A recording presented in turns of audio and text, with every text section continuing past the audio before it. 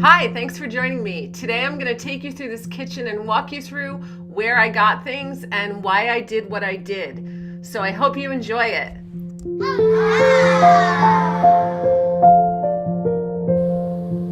Let's start with this light. I love punch tin lights, and I've got them all over the house. Because this house is built in 1780, it deserves punch tin lights, I think. So anything that looks lanterny or old makes its way into this home. In addition, I've got this old iron rooster pot holder, and this was left to me by the former owners. It was on the wall, and so I put these really cool copper pans on it, and I think they look really great in here. The rooster theme fits our farmhouse. These curtains that I have, they're on sticks with little hooks. That's how I fastened them. And they're just little swags that I picked up at a local country store. The great thing about living in New England is there are a lot of New England kind of country stores around. And so you find your favorites and you go to them, and they usually have everything you need to make a darling country house, plus lots of great decorating ideas.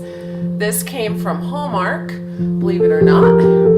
And then over here, the ball jars that you all saw, they are full of all my foods. So my rice and my, I don't even know what that is anymore, granola and texture vegetable protein and almonds and popcorn and all kinds of things that we use on a regular basis or not so regular basis, chia seeds.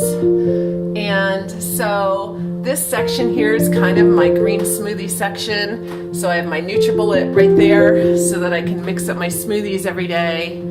And then over here, I put a few tchotchkes just to break things up. My general store sign and this towel from a friend, and then teas for my yoga class and for my guests. I want to show you over here because we have a door here, and I didn't show this on the other tour, but this leads to the bar, and I just love this. It's so cool.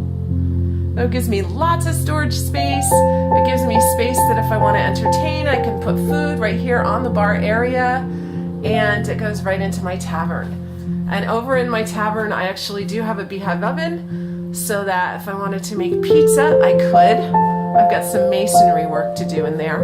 And just a little peek over here, I'm going to be talking about the history of the house sometime soon, but this is the Russian bear sign. It's original to the house, which was a restaurant here from 1927 to 1947, and there are a lot of cool historical stories surrounding that. So that's just a little hint into something I'll tell you about soon.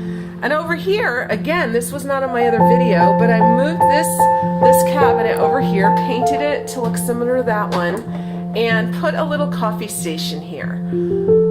So we can make our little coffee. People can come here and heat up their water, or their coffee, or their food, and it becomes a nice little kitchen area. Now, right over here is our table.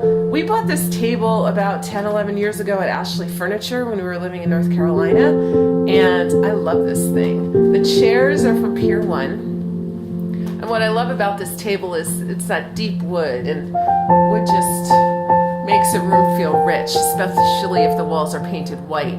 Now these walls are kind of a Chantilly lace white, and man, I looked up the color of this paint the other day. I can't remember what it is. I'll put it in the notes below. But I took that color and I ran it through the whole house, and it really gave it a neutral look and yet a classy look, and period authentic. So here we've got some little New England pie plates that I picked up at an antique store, and this sign that I picked up at Michael's this year. A lot of the tchotchkes are from Michael's. This is a pumpkin that I got at Pottery Barn years ago. I loved it. It's like a soup tureen. And then over here, if we just look at what I have for furniture, basically I have a lot of stuff just from that I've scavenged from what is scavenge? That I scavenged from antique stores or people or Salvation Army. The end tables are Pottery Barn from years ago, and that little coffee table there was actually a wood chest that they left for us when we bought the house. So I just put everything together, and what I was thinking when I did this part of the room was I was thinking coffee house. So I'm not a big coffee drinker, but I love to have my occasional lattes. They make me feel good and comforted. And I wanted a place that reminded me of a coffee shop. So that black and white farmhouse feeling really works in here, neutrals and black and white. And then to really tip it off, I did add some coffee signs. So this one I got at Michael's. And if you wanted to think about coffee, you definitely would when you see that sign. And then up here, there was another coffee and tea sign. Finishing off that look right over here, I've got coffee cups. I've got them in this cool shelf system that I picked up at Hobby Lobby a few years ago. And these mugs are very similar to things that I saw in Anthropology for a lot of money. And I found these in Target last year for $5. So I really love them. I have the letters on them that go with the names of my family members. So when they come over, they can just go and grab their mugs. And then I don't have to wash the dishes as much. This clock came from Home Goods. That's another really great place that I get stuff. And then this is a cute little picture that I blew up and painted in Photoshop or Corel Painter of my grandma and our little brother.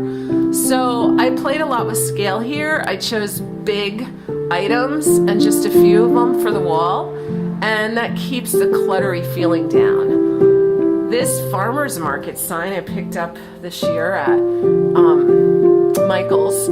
And basically, you can see it's the perfect size for that area.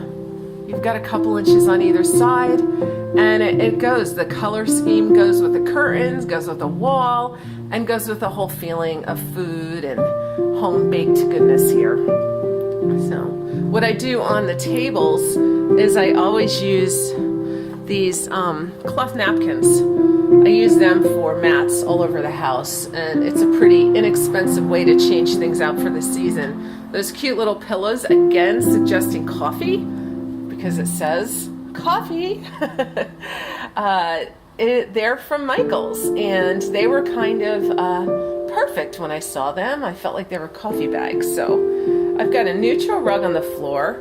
I'm not so sure I like that. I believe in using what you have, and that's what I had, and it matched. So I went with it, but I did spill a pumpkin smoothie on it the other day, and it didn't clean up well. So there's that. And then over here, this counter came with the house. It's super old, and it was wood. It is wood still, but it was stained wood, and there was a lot of water damage. What we had in here was a sink from the 1960s. It was your good old-fashioned yellow two-section sink, and we pulled that out and put this sink in there from Lowe's with this high faucet, and I think it looks really cool. And then because the side of this had nothing, there were no cabinets or anything here, I thought it would be great just to flank it with some floating looking shelves with plumber's pipes on it. And I have up in this video right here a little description of what I bought at Lowe's and how I made them. So I've got another one of those tin stamped lamps right here, and I love what it does to the wall. Isn't that cool? My cousin found this at, who knows, Salvation Army, and then my daughter brought me that from Hallmark this year. So I think that's super cute, a little mercury glass pumpkin. And then over here, I picked up this scale at Michael's, and I picked up the pumpkins at Walmart this year, and I picked up this at a local antique mall, and it's really worked out well. It's just the right size. It's anything that you can get for storage is a wonderful thing. So that's pretty much a look at my kitchen. I have hardwood floors, and these are very interesting because they're so old. They're from the 1800s, and they buckle in the summer.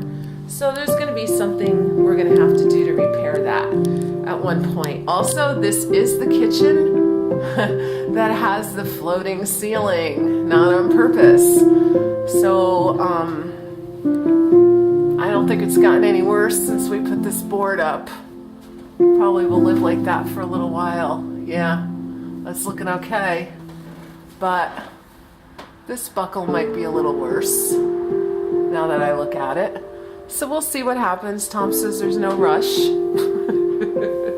He says we can live without a ceiling because the roof is still intact. So we'll see what goes on there. We have a lot of projects ahead of us. So thanks for coming on my little tour and have a great day. Don't forget to subscribe to see what else we do to this house. I'll be decorating for Christmas soon.